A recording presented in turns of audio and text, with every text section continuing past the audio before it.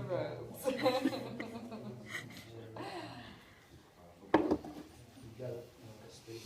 Any prayers will be on page 22 for that.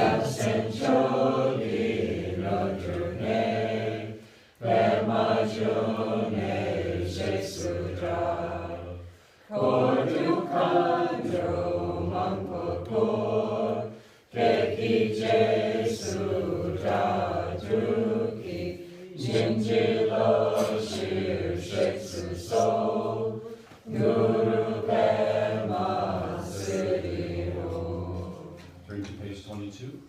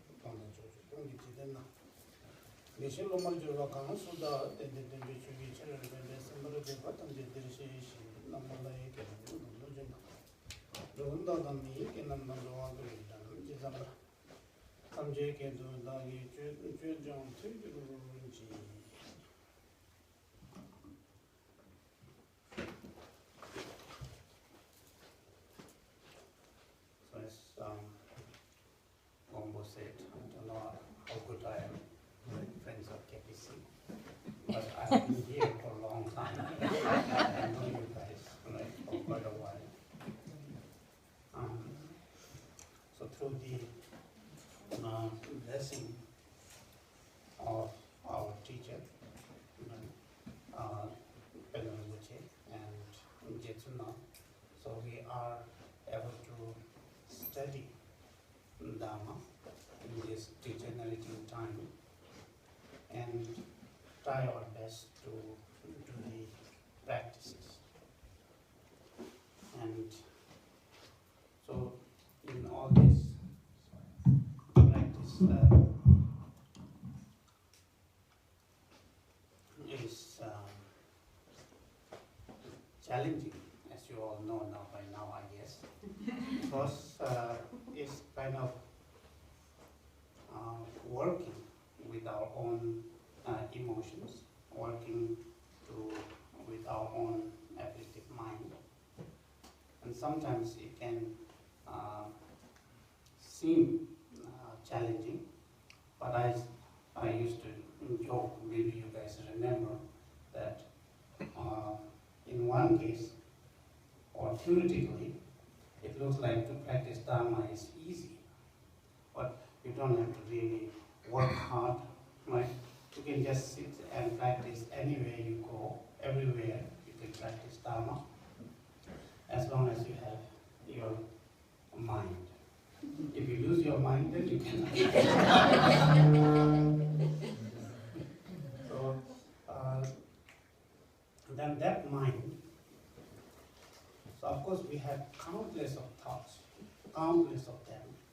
But what I say is when that all these thoughts doesn't come in our mind rushing together in one moment, right?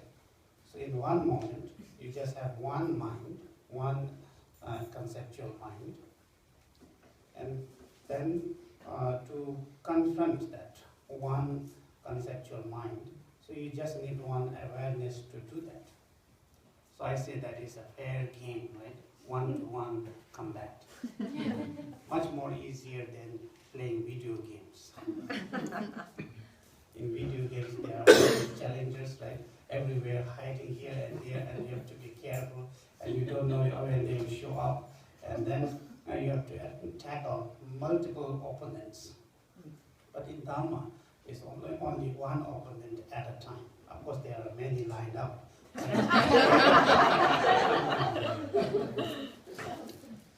So that one conceptual thought, just now, so we try to subjugate that or reduce or purify that with bodhicitta. So I think that now I'm going to study this commentary on Tara, on the Doan Homages, so that I can get enlightened for the benefit of all sentient beings. So with that right motivation, bodhicitta, you have to listen to the teaching, or when you're giving, try your best to give them with this bodhicitta, bring our practices also. And then as this text is related with our Vajrayana, and then although the text is considered as the outer tantra, then this commentator is explaining according to inner tantra, and sometimes you can say also according to the Dzogchen teaching. So in that case, then as this teaching is the Vajrayana. So what we have to remember is to remember that pure view. So pure view means now primordially all things are pure. We are pure by nature. But then we are not able to see that pure nature. And just now, how we can see that pure nature is by reflecting on the pure, pure nature. So by seeing that this very place is not just KPC, right, which just got renovated, but it looks nice and clean, and then legally not allowed to gather. So instead of just seeing like that place, so try to see it like in the Buddha field of Tara, known as in the turquoise leaf Buddha field. Looks like there are lots of turquoises. And then all on the gathering here as the Tara or manifestation of Tara. And then this teaching also came from primordial Buddha or from Tara. And in that way, then this time is also pure. So try to maintain that pure view as much as you can. And listen to this teaching. So this commentary, I work on it, looks like in spring 2004. So it's now exactly 10 years from now. But it is never finished. So a small book which took 10 years, or which was just done as a draft or as kind of okay. And then, so when I go through them, it looks like still we need to make some changes. And you all also, if you find any ways to say it in a nicer way, so you're most welcome to make any comments on this translation. So basically, in monasteries, like of course sometimes you're taught, but we chant these 21 homages without really knowing what we are saying. So we just chant it. Not only in the monasteries, like in Tibet, all these many Tibetans were to know this by heart, even though they didn't know how to read and write. So through verbally they will chant together, right? And this is how they learn how to chant. So even though you don't really know what you're chanting, because these words are profound and can have different interpretation. So main thing what we need to have is devotion. So in Vajrayana, your spiritual accomplishment depends on how much devotion you have. So if you have devotion, that means you don't have doubt, right? So if you don't have doubt, the things will work out on its own. But then if you have doubt, if you hesitate, thinking that, oh, this may be right, this may be wrong, of course we should clear our doubt at the same time.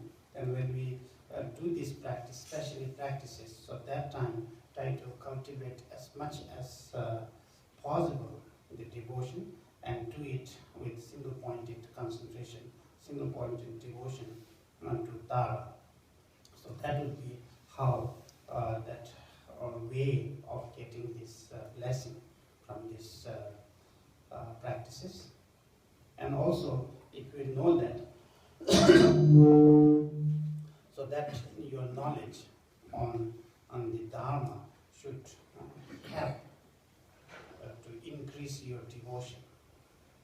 So what I say is now, always devotion, compassion, and your wisdom must work together. So your devotion leading you to learn more, and then you know more about Dharma. And when you know more about Dharma, that should take you devotion, so they like help each other. So with that kind of an inclination, thinking that by knowing this teaching, by knowing the meaning of what I've been chanting for some time, so it will I will receive more blessing, and I'll have more devotion. So you think in that way and listen to this teaching. Now, so the title of the text is saying now, Dharma Chalcel Nierjik Yukitel Chung Pendi Derbum Chojin Shija Shuksos. So it's always going with the title, right? As the tradition. So you know that Dharma means Tara, which we will be discussing more later on. And then the Tara has many manifestations. And of these many manifestations of Tara, then the most widely commonly known is as the 21 of them. And these 21 verses are the praise to the 21 manifestation of the Tara. And then this is a Tantra, that's why it's the Jit, the Tantra on 21 homage. Short commentary known as the treasure of us of benefit and happiness. So that's a way of Buddhist way of saying that benefit means temporary worldly happiness, also comes from the Dharma. And happiness, in some translation you see as the lasting happiness. That is the ultimate happiness. So this, all this temporary benefit and ultimate benefit comes from the Tara, or through this practice. So it's said as a treasure vase. So that means it will never be exhausted. So it can go from many generations. People can, whoever practice this, no matter what, whether you are practicing in the East or West, doesn't matter. Anyone who recites these homages, 21 homages to Tara with devotion, definitely will be able to attain the worldly benefits and will be able to attain the transcendental happiness. So it's like the treasure for us.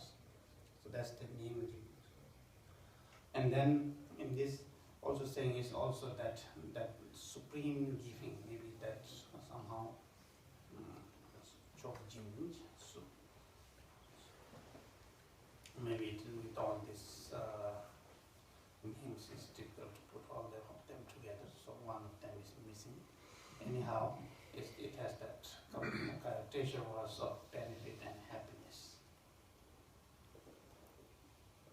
And the treasure of us that gives supreme giving, treasure was of benefit and happiness. Okay. Now is the homage. Namo Guru Loki Shoraya. So the commentator, who is previous Lava Chokru, one of the Payu Tulkus, who was a great scholar, so he wrote this. So he's praying